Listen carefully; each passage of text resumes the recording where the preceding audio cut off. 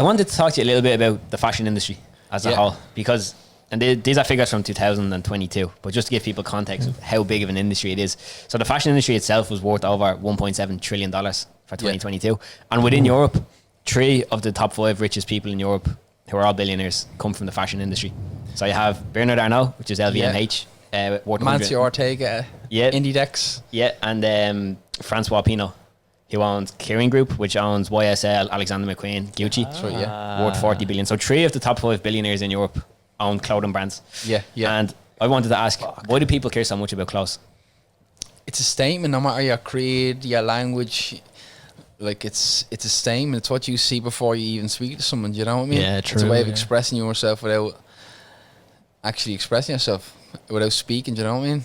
I like the uniqueness and I like people that wear different items and don't wear the same shit as everyone else. You know what I mean? Yeah.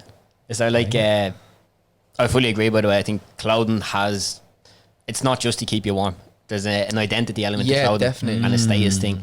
Is there a certain identity or status you want somebody to feel when they put on Amico clothing? Yeah, like, you know that new feeling when you have a new t-shirt on or a new pair of runners, like you feel like you have that little, there's an extra something about you. Do you know what I mean? From Pep being in a our kid, step, like yeah.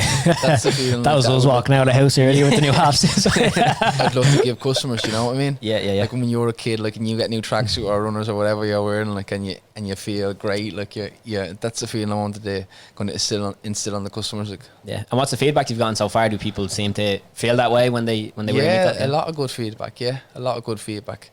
Sick. That's quality, man. Yeah, no, it seems like, I could be butchering this, but Amico is like a nice brand between like luxury wear in terms of like it looks the part, it looks really nice, but in terms of price point, it's still accessible for that was the whole niche people in the market I was seeing worldwide, like not just in Europe or anything like that. Like I wanted to kind of create something that's like gives you the same feel as a Louis Vuitton or a Givenchy t-shirt, for example, that costs 500 or 600 euros, but it's a fraction of the price and it's the same feel and design and look as those. You know what I mean? Yeah. I felt there was huge.